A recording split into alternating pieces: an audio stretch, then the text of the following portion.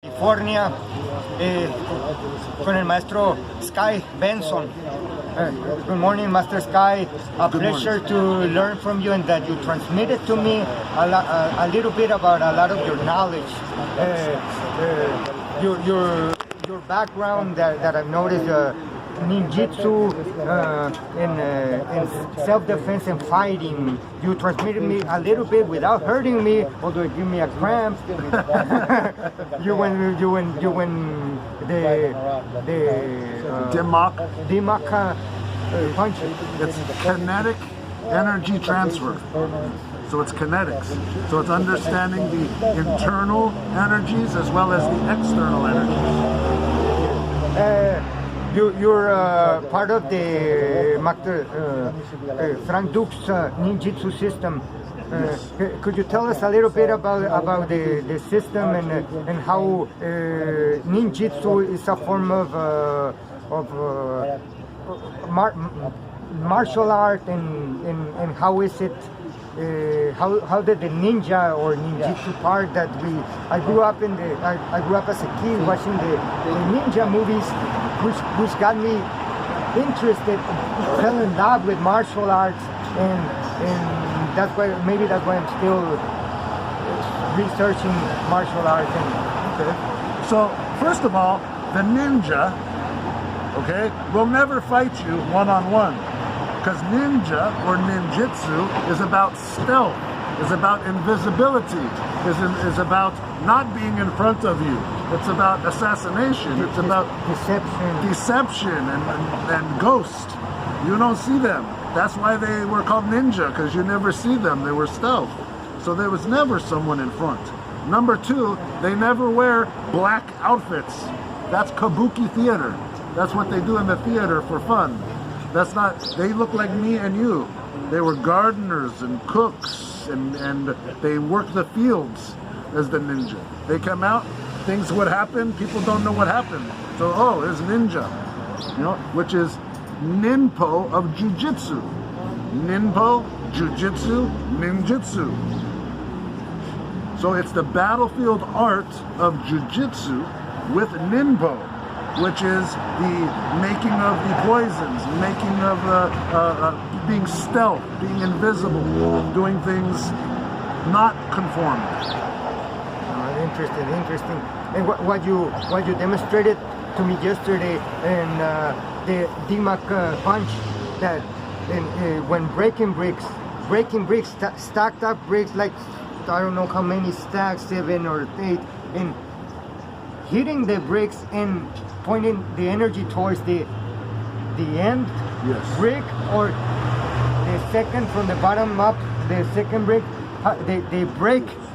In the Dimak punch is about directing energy or waves or something that you... It's a kinetic energy transfer. You have to know how hard to hit in order to supply the energy from within.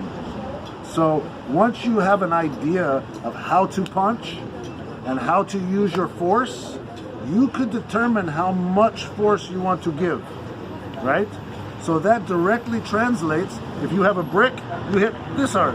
If you have 2 bricks, you hit this hard. If you have 3 bricks, you hit this hard. If you have 4 bricks, you hit this hard. But understanding the amount of power needed to generate the kinetic attachment will determine that bottom brick breaking. So a Dimak punch could hurt the internal organs, someone, and probably paralyze the heart. Correct, because your standard punch is just from here to here. Okay? When I do something internal, it's internal. It comes from the body forward. It doesn't come from the one arm, right? It doesn't come from the one leg. It comes from an entire transference of energy. The whole body and whole movement towards you. Interesting. You demonstrated a little bit yesterday, and I felt it. Interesting. How do you prefer if you would have to punch in the street? 2-knuckle punch, 4-knuckle punch? Well, would you... I prefer not to punch in the street. I will use this to break things. If someone has padding, okay, or a helmet or a pad, I will use this this to penetrate. Okay, but I'm going to use open hand. Okay, it covers more of an area, and I also use hammer fist. This is very strong. I break through 10 bricks. I can break a head. I can break jaw. This hit here, break a rib. Just a hammer fist. You don't need to use these small knuckles. When people hit out of fastness, they hit and they do this, boom, and they hit these knuckles. And these knuckles go here and they break. You cannot use the hand no more. Okay? Better to stay away from these knuckles if possible. Hammer, fist, palm heel. Referring to your master Frank Dukes. Yes. When I grew up, I also grew up watching the Bloodsport movie, which is about the master's life. I fell in love with the Kumite. I fell in love with the story and how he pursued his fighting, and talking about the master Tanaka and about the secret punch. It was quite interested with me in the fighting and martial arts sport. Well, you know, when you're studying, one of the main aspects of martial arts is the martial ability of the arts. Martial translating to military. Martial is military. Military is very disciplined, very mindset, very goal orientated. Okay? So the martial art is a very disciplined way of thinking to accomplish a specific goal. Now, depending on that goal, whether it be on the ground, whether it be stand up, whether it be with a weapon, will determine the art form used in that martial ability. Make sense? So, in a short amount of time, someone could gain the knowledge necessary to fight. They don't have to know everything to do it. The difference between a master and a student is a very simple thing. Here, you either know or you're still thinking you have to learn. If you're always trying to learn, you're never going to do, because you don't feel confident. Okay? Learning how to punch, you can learn how to punch in a day, but you have to have the mindset to be able to do it.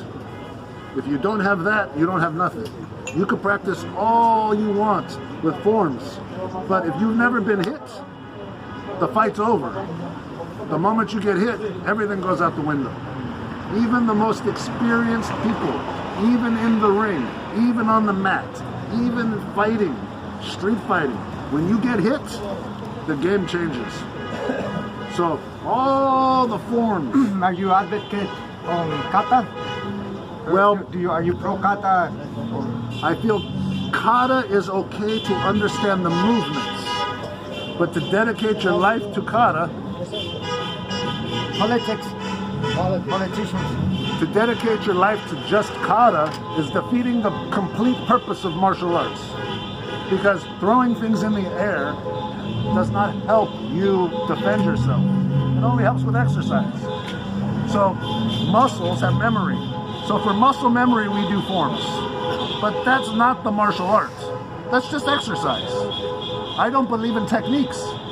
Techniques are absolutely useless in fighting. The only thing a technique is good for is if you know what's coming. If you don't know what's coming, what technique are you going to use? What about randori? Well, that's very important. Sparring. The importance of randori is getting hit. Being able to fight and focus and do things under duress. So under duress, you're like, you could still fight. This is what randori is for. To know what it feels like to get hit and function. Without randori, without personal physical contact, you'll never be a self-defense martial artist, fighter, anything. You have to have contact. You have to know what it feels like to get hit and what it feels like to hit. Now can we go home? But it was an honor to learn from you. Could you something you want to say to the Mexican people? Oh, I love Mexico. Everybody, we have 2,300 students in 26 schools across Mexico City.